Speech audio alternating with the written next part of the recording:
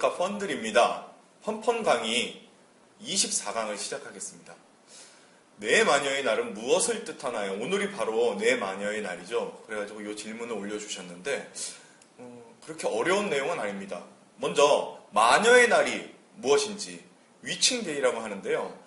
이 위치가 마녀죠. 파생상품 시장의 만기가 겹치는 날, 그날을 바로 마녀의 날이라고 합니다. 왜냐하면 파생상품 만기라는 거는 그날 모든 걸 다 끝을 내야 되거든요. 그래서 정산이 되는 날이기 때문에 매수나 매도나 청산, 정산 이런 거를 염두에 두고 매매가 방향성도 제각각으로 아주 많은 날이 되겠습니다. 그래서 변동이 많다 보니까 그것을 마녀로 표현을 해서 이렇게 일컬어지게 됐는데, 물론 이 단어는 미국, 그것도 월스트리트 그쪽에서 나오게 된 그런 단어라고 합니다.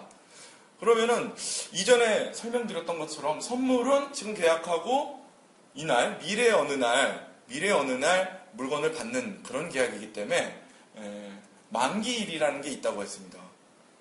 옵션도 마찬가지입니다. 선택권인데 만기일이 돼야 그것을 확정해서 계약하고 물건을 인수받는 그런 선택권이라고 했기 때문에 선물이나 옵션이나 두 개 모두 만기일에 모든 계약을 종결짓고 정산하게 되는 것이죠.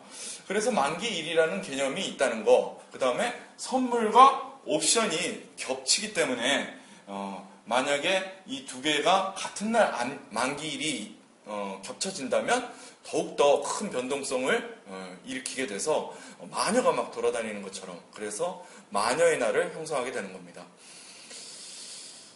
그러면 그 위칭 데이 말고 외국에서는 외국 신문들 보면은 위칭 데이라는 얘기는 잘 안 써요. 오히려 위칭 아워, 위칭 미닛 이런 말까지 쓰거든요. 이거는 종료 시점에 근접한 더 작은 그런 개념이죠. 그래서 마녀의 날에 이제 종료 시점 2시 45분이 다가옵니다. 다가오면 몇 시간 전부터 위칭 아워라고 부릅니다. 그래서 굉장히 변동성이 갑자기 상승되는 그런 현상이 벌어지게 되고요.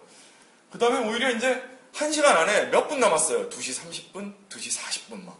그랬을 때는 위칭 미닛이라고 해가지고 진짜 변동성이 하늘 높은 데로 올라가는 그런 현상이 벌어집니다. 그래서 위칭 데이에 하위 개념으로 아워나 미닛 같은 개념도 외국에서는 많이 쓰이고 있다. 이런 것을 알아두시면 되겠고요.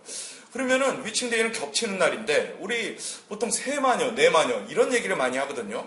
그럼 세마녀는 뭐고 네마녀는 뭘까요? 그거에 대해서 다시 한번 더 깊숙하게 알아보도록 하겠습니다. 네마녀의 날, 파생상품 4개의 만기일이 겹치는 날입니다.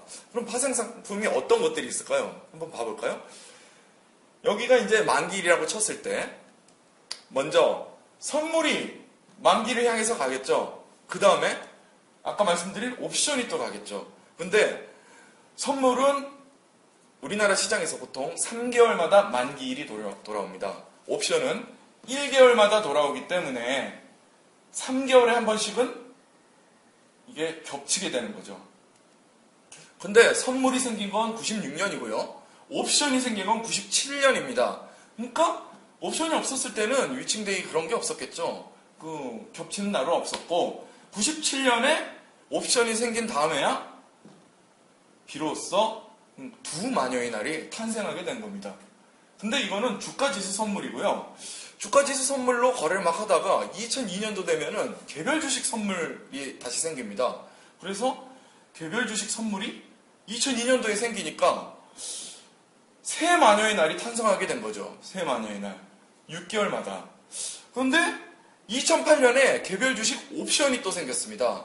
그러다 보니까 드디어 네 마녀의 날.